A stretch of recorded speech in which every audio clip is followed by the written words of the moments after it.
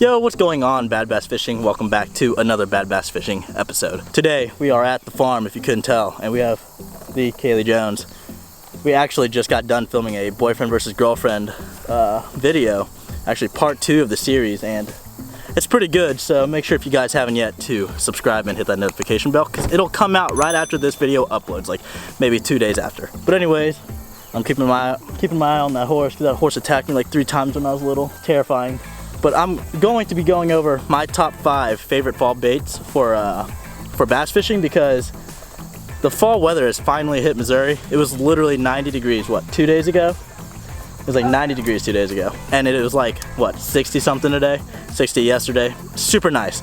So that means the bass are gonna be getting real hungry. Bro, that horse is gonna charge you, I swear.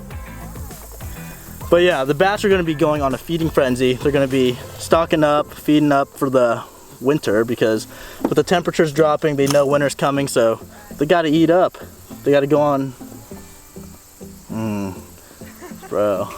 They gotta go on a feeding frenzy to make sure they're nice and full for the winter. So yeah, I'm gonna go over my top 5 lures, and we're gonna fish a couple of them. This pond isn't suitable for a couple of those. These are more like lake lures, but I'll go over them anyways. So number 1 on my list, I've got a lipless crankbait. This is a great, oh hey buddy. See, Donkey came to say hi. Hey buddy. Okay. Well, lipless crankbait is number 1 on my list. It's a great search bait. Oh. It's a great shad imitation, or whatever kind of body of water, whatever kind of food that's in there. You want to match the hatch, so like if you're on a lake, most lakes have shad, so you go with the shad color.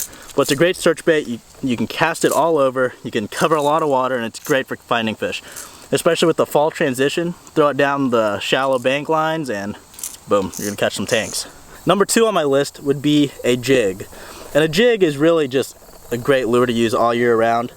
It's really good in the fall, because like I said, these fish are going to be going on a feeding frenzy, going to start feeding up, starting to prepare for the winter because the cold weather is starting to come in.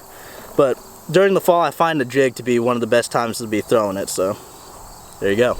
Number 3 on my list is going to be a topwater bait, and it's actually going to be a walking bait. I find these, when I fished a little bit in college in a couple tournaments, I fished these around docks, and these are really good to throw, like early in the morning, maybe late in the evening, but around docks, shallow cover. Oh god, this horse is gonna attack me, bro. Look, ah! Leave me alone. But it's really good to throw early in the morning or later in the evening when there's low light, and it's a great shad imitator. Little walking bait, it's got a little rattle in it. Bro, leave me alone. I'm trying to film a video. Bro.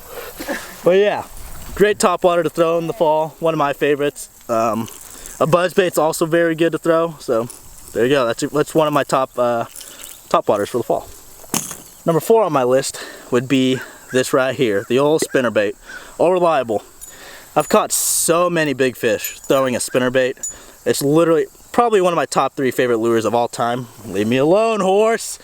I don't want him to try to eat those. Well, I don't want him to eat me.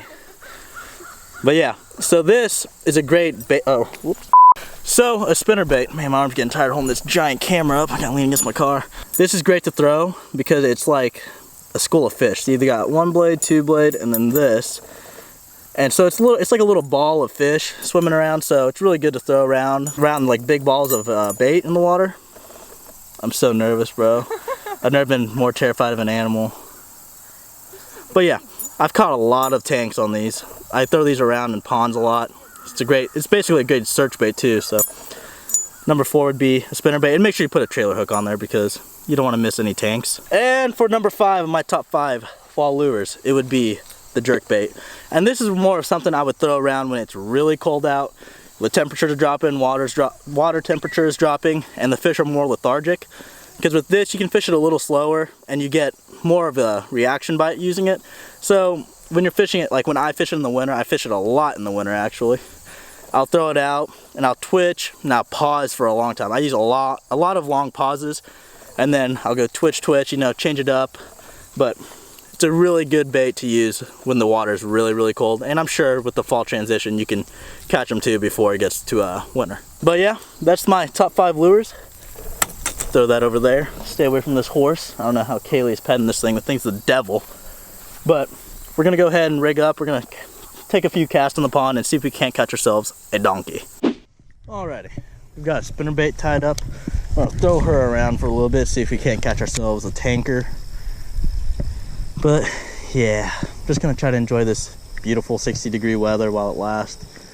Because with Missouri, who knows, it might be 90 tomorrow.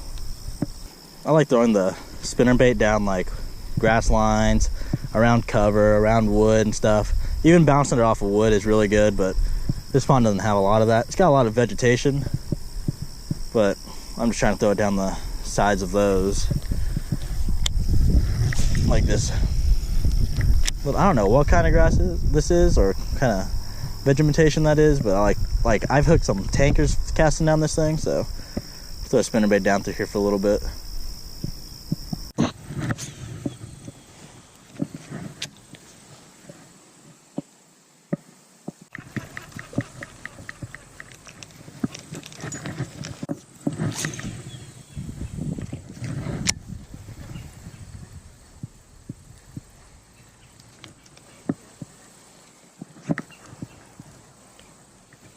There we go.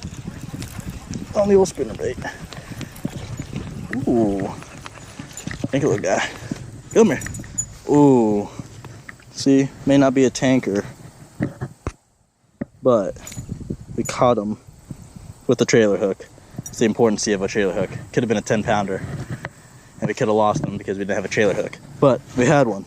So there we go, on the old spinnerbait. See you later. Back into the grass you go.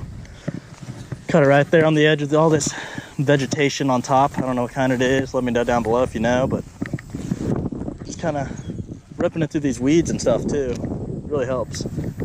Causes that reaction strike and produces a fish. For a little guy too, he hit hard. Well, I'm basically just working the openings of this grassy stuff here. Just kind of casting it to that edge and bringing it back a little slower than I usually would be. Trying to keep it down in the middle of the water column. But this is some of the good stuff to fish, so hopefully there's a tanker in here while I'm stuck in this weed. It's starting to get pretty windy too. Walking over, we're gonna fish some of the shade over here. Might be a bass laying up by this cover in the old shade. I'll find a good spot to stand instead of all these sticker bushes, but we'll make it work.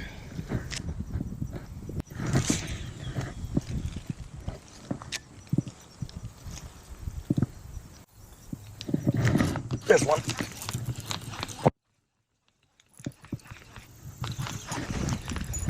Oh, he's better in size. There we go. There we go. It's a nice little chunker. Ooh, trailer hook and the freaking lure hook. Man, it's windy. Let me turn here.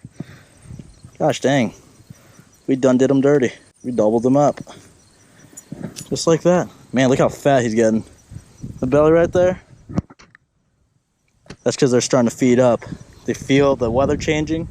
They're starting to chomp down on some craws, gills. There's no shad in here, so I imagine there's about the only couple things in here that they're feeding on. We're gonna go ahead and let them go. Find a nice spot to release them. Give them the old yeet. Yeet. Peace. I might as well try to catch another one on the sucker. Might be able to connect with the tanker. Fish the backside of these weeds. Probably can't hear me because of wind, but as long as you can see me catching a fish, it's alright.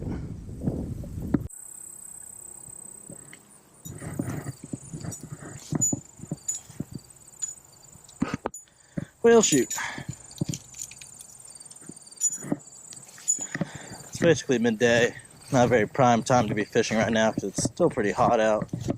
I mean, it's like 70, but the full fall transition hasn't quite started. It's only been 2 days of fall, or what feels like fall, so I think we're going to conclude today's video with that. Alright, well, that was almost a botch, but not really. I caught a couple fish. It wasn't too bad. Just threw a spinnerbait around. Thought I'd attempt to catch a fish on it, so the content's a little decent, you know. Don't want to just have a video where I'm just talking about my favorite lures. Got to go out and throw it around, give it a shot at catching a tank. But yeah, that'll conclude today's video. I gave you guys my top 5 favorite lures to be thrown around while the bass are transitioning over from their summer bite to the fall bite. And with it being 70 all week, 60, 70, dropping I think to like the 50s at nighttime, the fall bite should get really, really hot here pretty soon. Give it a couple weeks maybe. The water temp's dropping, fish really get into feeding frenzy. So yeah.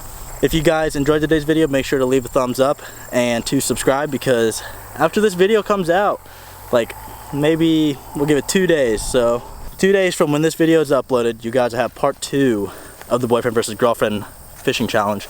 And it's a spicy one. It's pretty good. But make sure you subscribe. We're almost to 700. And I'll catch you guys on the next episode of Bad Bass Fishing. Like always, stay hooked.